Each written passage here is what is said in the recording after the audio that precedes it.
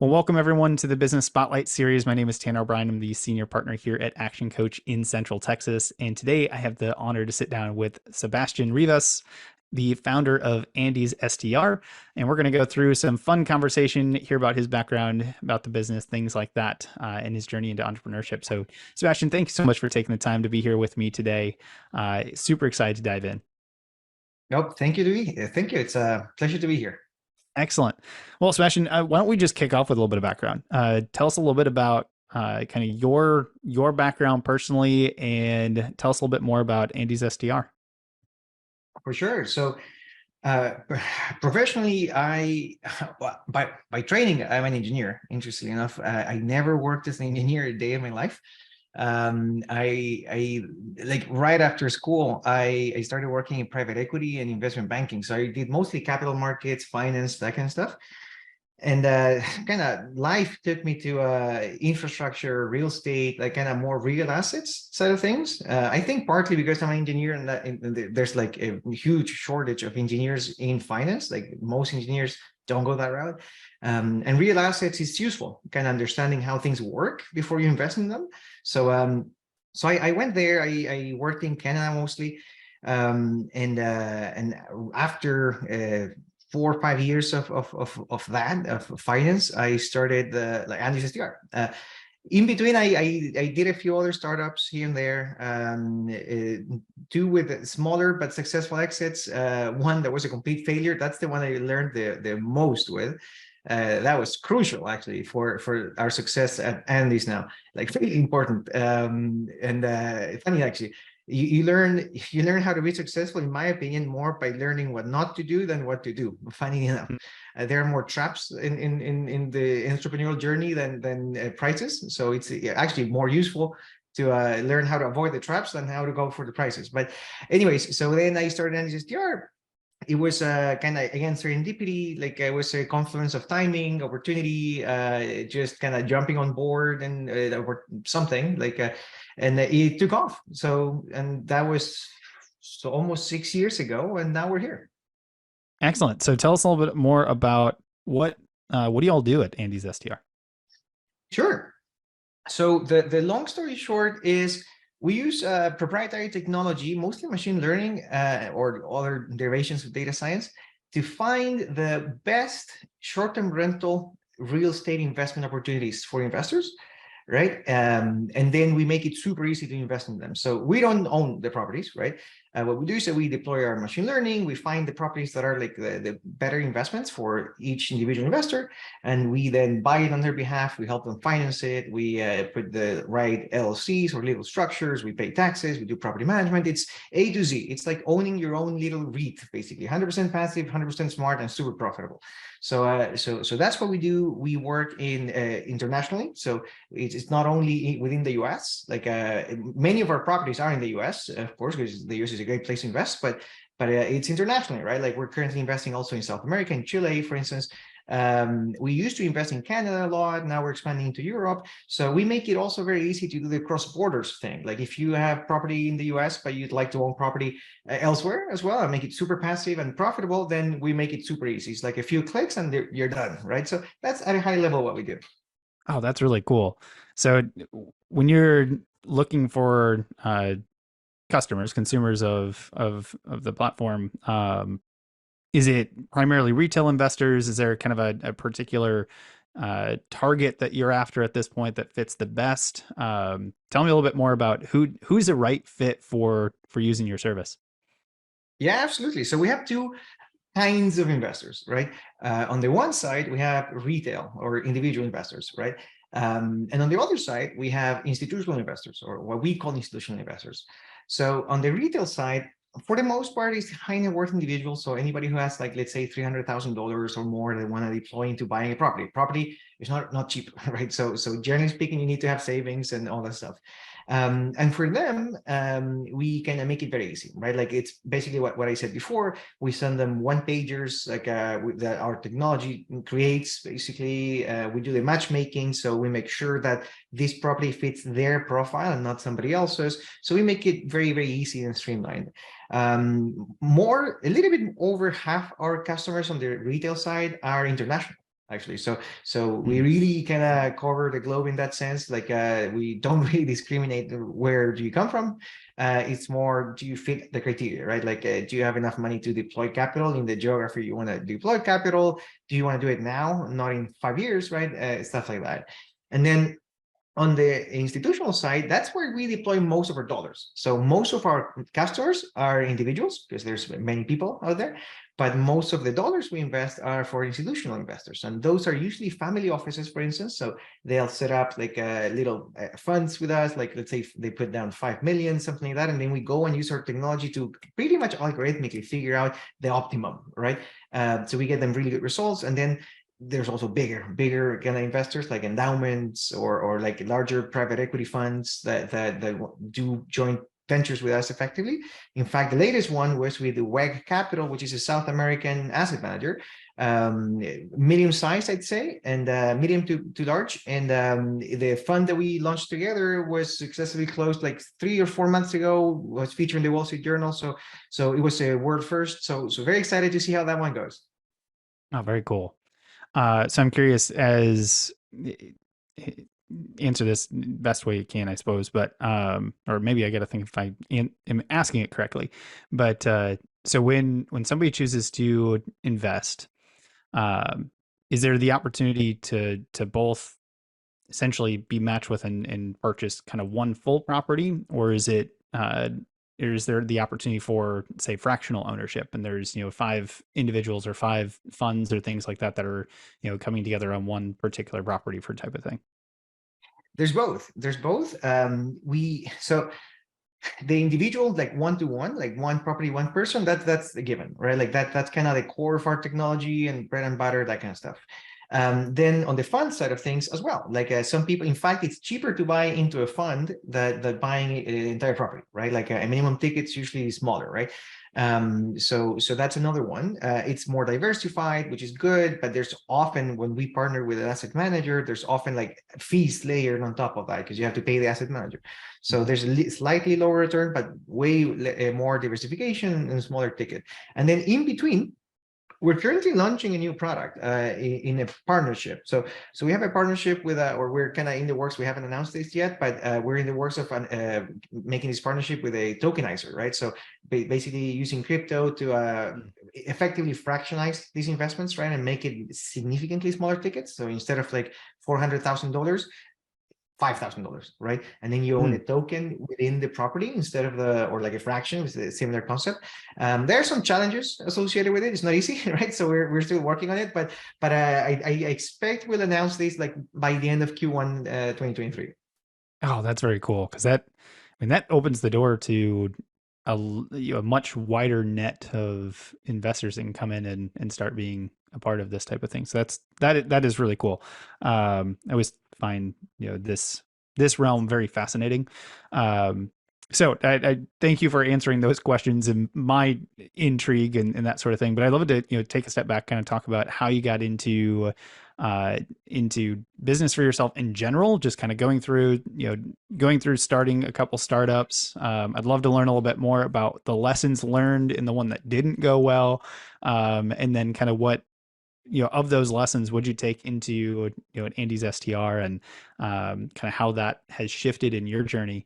So I know that's a very long setup to maybe a specific question, but let's start kind of tell me a little bit more about your journey into just entrepreneurship and starting a business and going from, a degree in engineering to working in finance to saying, nope, we're going to start doing some startups. I'm going to start creating business.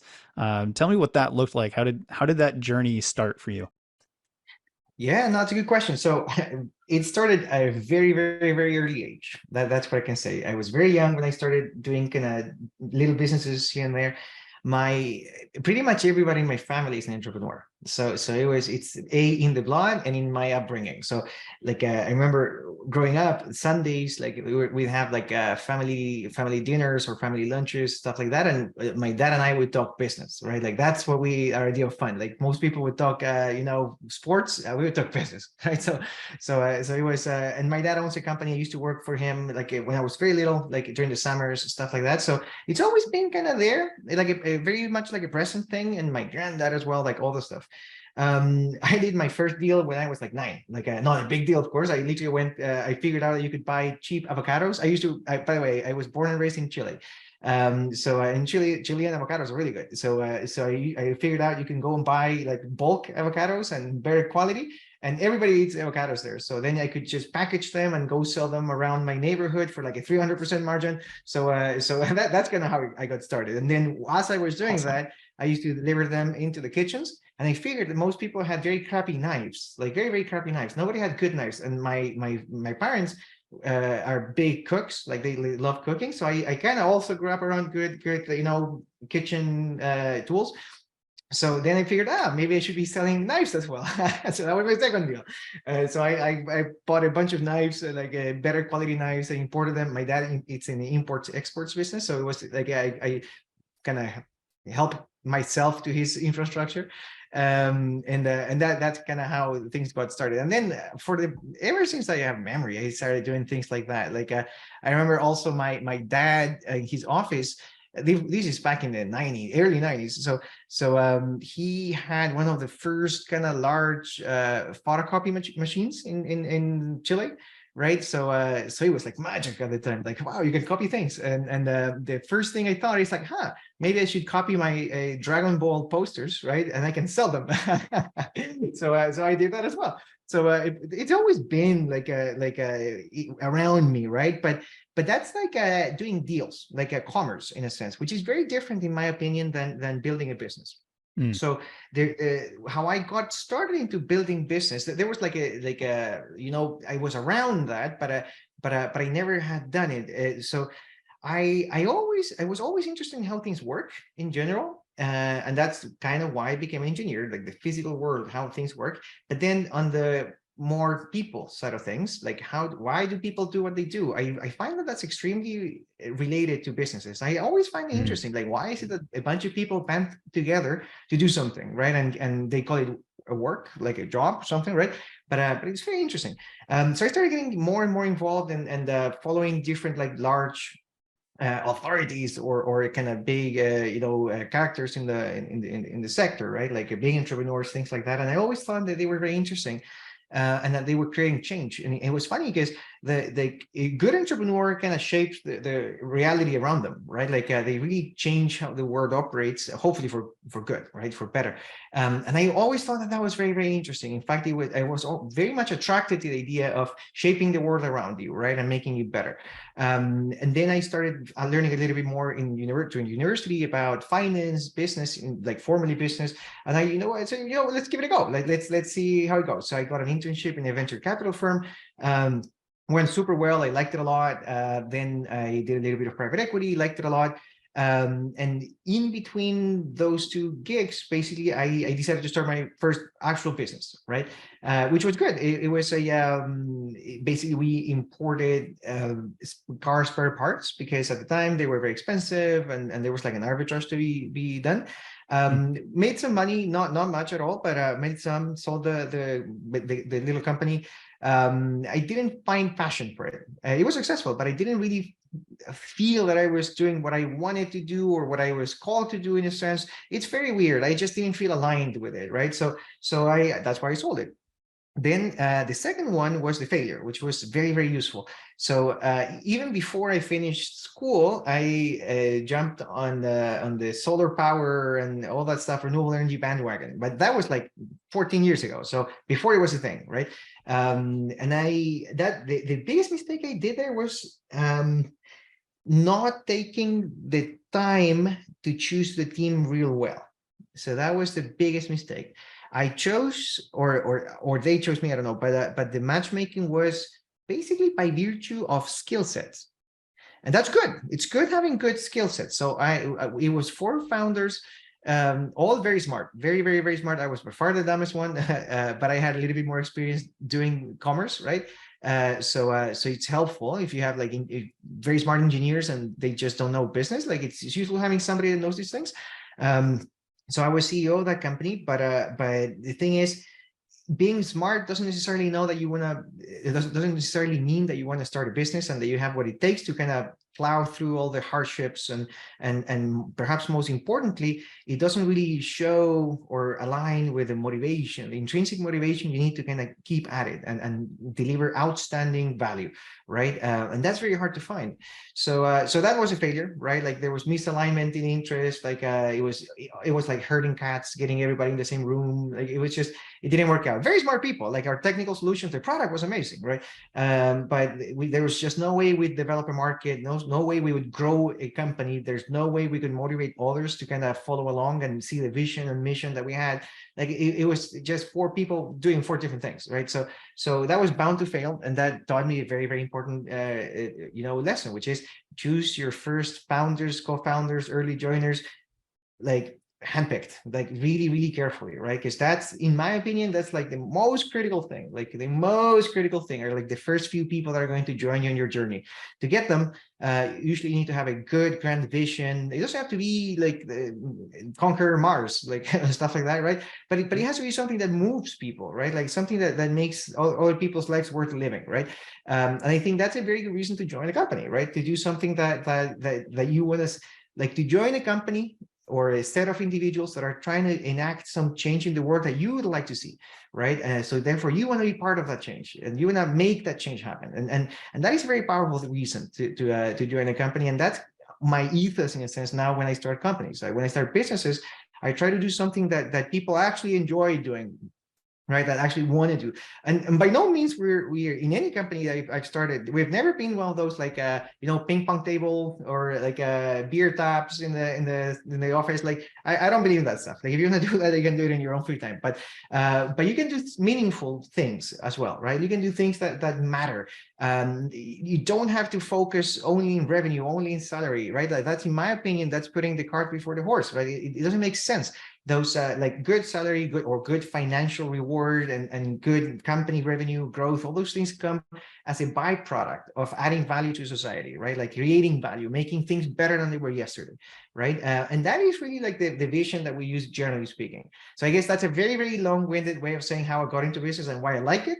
But yeah, I hope that answers the point. Oh no, that's a fantastic journey. I appreciate the stories and such in there, um, and you hit some points there that I'm hoping the audience really understands the importance of it. Choosing who's around you, picking the team, especially whoever's in leadership, whether it's co-founders or just executive team, anything else like that, ensuring that there's a level of alignment.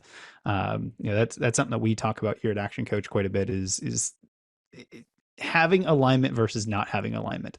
And if you Mhm. don't have alignment with whether it's your just business partner or several business partners or executive team or whatever that looks like, not having it, that can be an anchor to your business versus having it, then you Yeah. can set sail and really get off to the races. So I appreciate you sharing the story because I think that really brings that concept home in a real way. That's really, really crucial. So thank you for sharing that.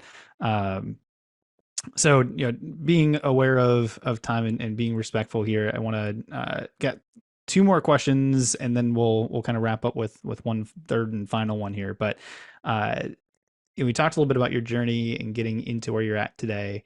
As you look towards, the next year, the next 2 years, 3 years, what excites you? What's on the horizon for your business, kind of for your journey specifically? But what gets you excited about what's on the horizon for the business? Yeah, no, good question. So very much along the same lines as I was saying before, like we're currently at Andy's, we're clearly in like the real estate sector, right? Like that's what we're trying to disrupt. And funny, if you really think about houses in general, easier like to think about single family homes. There's very little innovation currently, for sure, but also over the last 400 years. Funny, like most people don't know this, but the reason the counters are so low, because if you think about it, like when you're cooking, counters are low. So you have to hunch over a little bit, especially like in North America where people are taller than in South America, for instance, or East Asia. So the reason they're so low is because people in the like 16, 1700s were significantly smaller. They were short. So it was almost at chest level, which is actually way, way easier to cook and stuff, do stuff like that if you're kind of standing up upright.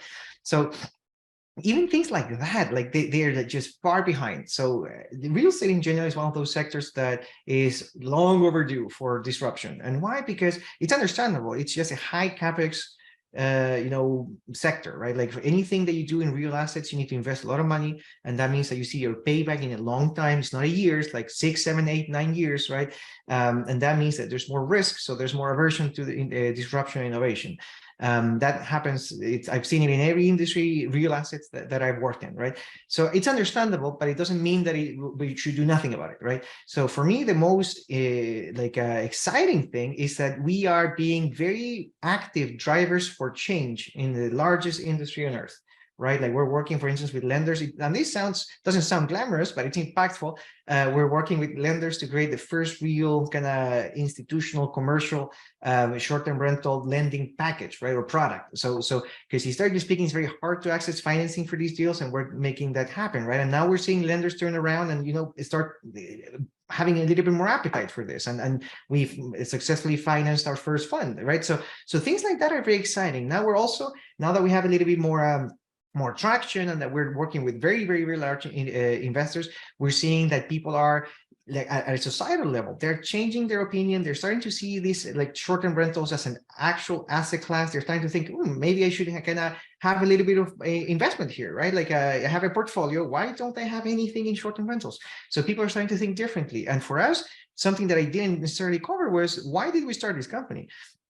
We really think that the future is going to be kind of managed living, like service, like living as a service, if you will, right? Like the Netflix of living, right? Because it makes no sense whatsoever to go and rent a place and basically rent 4 walls, a ceiling, some like floor, and a bunch of problems, right? That's what you're doing, right? So you're effectively just paying for problems and location.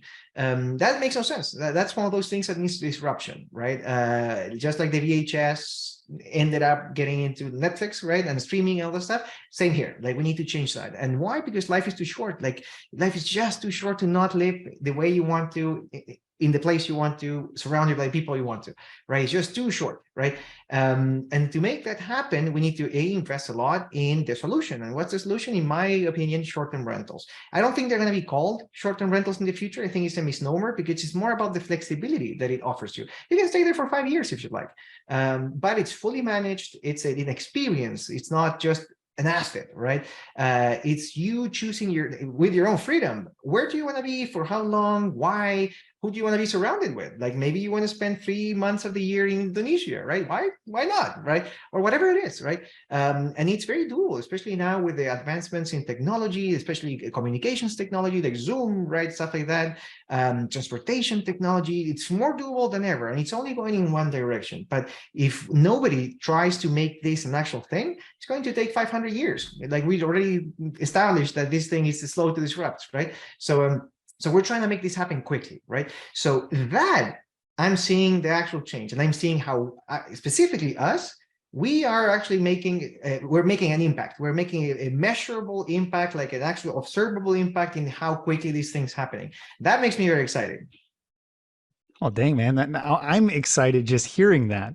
The and it is really cool to hear that perspective. And I probably agree. There is definitely a lot of room for disruption in that particular industry. I come a couple years back. I was a mortgage lender in very large banking institution. Been around real estate, all that kind of stuff for a long time, and this short-term rental, being able to get financing packages, things like that, just isn't the same as before. And then you fast forward that and look at how this can play out over the course of what does this look like for ownership of property and being able to live for just the the normal person. That's a really cool concept. So you've just got me excited about the future and being able to watch this on the sidelines as it continues to grow. Good. So cool. As we go back to just this journey into entrepreneurship and kind of your history of starting when you were 9 and getting into levels of entrepreneurship. What piece of if you were to give one piece of advice to somebody who's contemplating or kind of on the fringes of wanting to get into business for themselves, not just because they think it's cool, but because they want freedom, they want the control, they want the ability to provide an impact. What piece of advice would you give someone who's looking to get into business for themselves?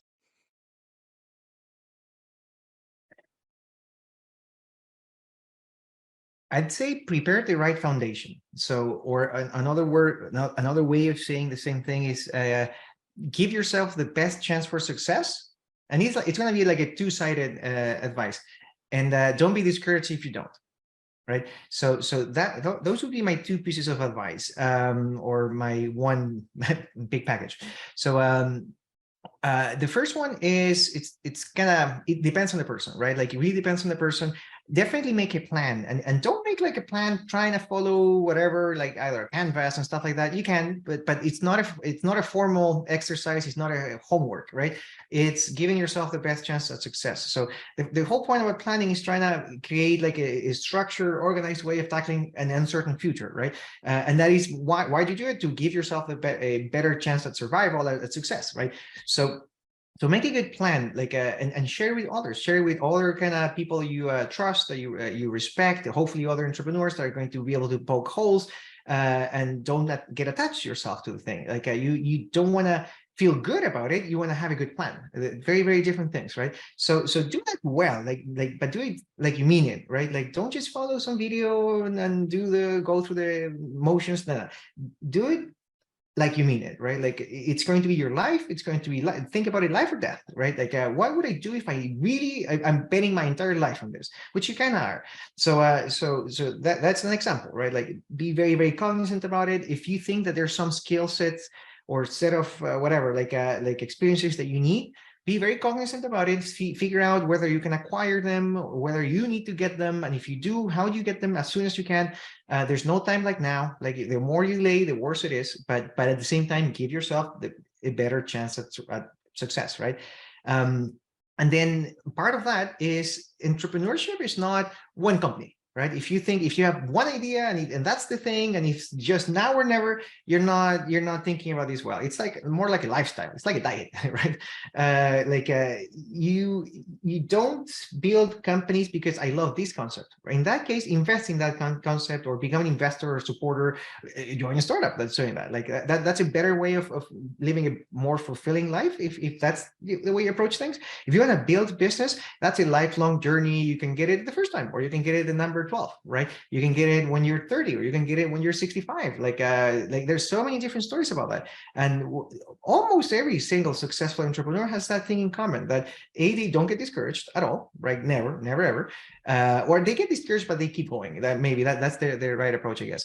And B, there's something inherent in them. And you can build this, by the way. You don't have to be born with this. It's not like the chosen few, but there's something inherent. There's some driving force that makes them want to build business. Some want to build business in a specific sector or area that they're truly passionate about, right? Most is not that. Most it's more about the journey itself, right? So you have to like it. It's not for everybody, right? And don't get discouraged if you fail. If you fail and you figure out it's not for you, don't get discouraged. That's great. Like hopefully it was a good journey and you learned a lot, and it's going to make you a better person. If you are discouraged and you failed and you want to keep going, well, keep going, right? And trust me, failing is going to be the best tool you have for success in the future. Like I already established that with my other startup, but I constantly hear this, constantly. And actually, you want to fail often, fail fast, and fail early, because once the time comes that you have like the great opportunity, like the one, you want to have failed like a few times, because that way we'll have maximized, again, full circle, your probabilities for success. Beautiful. That failure piece is so crucial. I think it is. There's a lot of lessons to be learned, and as long as you fail fast and learn faster, I would agree. There's a lot of room for success there. So, well, Sebastian, I've got kind of our one final question to wrap up on, but before we jump into that one here, how can our audience find more information about your business, find more information about you, follow you on social platforms? What's the best way to get in contact or learn more information? Yeah, well, I think the best way is honestly our website. It's andstr.com. Very, very simple. It's like a play of words. Or you can do andysstr.com as well, but that's the Aggregator version. So that's an easy one. Then you can also follow us on LinkedIn. We're pretty active on LinkedIn posting. We do really good content, really good material. Our research team is genius. It's really, really good, and I get involved on that as well. We're pretty passionate about this. You can also follow me in Twitter. I'm not very active, but I'm starting to get more active, and on LinkedIn. So I think that those are the best ways. Beautiful. And I'll link as much as I can in the description of the video below and all of that. So excellent. So let's wrap up here with kind of our final question. And Sebastian, that's what is most inspiring to you today? That's an easy one. So for the last like 14 years, I've been big into mentoring, right? Like I've been part of institutions or like more formal ones and uninformal ones. And the reason being, one of the biggest reasons I am where I am is of a mentor. Like a good mentor took me into his wings and kind of helped me out a lot. So I try to give back in that sense. But part of that, I see many young entrepreneurs and I help them. To the extent that I can achieve the things that they want to achieve. And I see that more and more young people are less afraid of starting businesses. They are better equipped. They're taking chances. And frankly, it's funny. So the times I started businesses, I just went headfirst, right? So I gave myself as good of a chance I could, but I didn't think about it much. But now that I see it from the outside, it's like, wow, you have guts. Like, wow, those are big balls. Like, impressive. So that inspires me a lot. Like seeing the risks that others are taking, seeing the change that they want to create in the world, right? And how they're going all in. That inspires me a lot. Like the newer, younger generation of entrepreneurs, it's very inspiring to me. It really helps me keep going as well. Sometimes when things are hard, it helps me try to set a good example for them as well. And frankly, I think it's just like very inspiring. I think it's just even honorable to an extent. So keep it up. Fantastic. Absolutely amazing, amazing journey, amazing pieces of wisdom and advice. I appreciate you sharing as much as you have here today. But thank you truly for taking the time to sit down with me today. And very excited to see the continued growth of your business as well as just the industry overall as disruption continues to take place over the next several years. Thank you very much. And thank you for having me.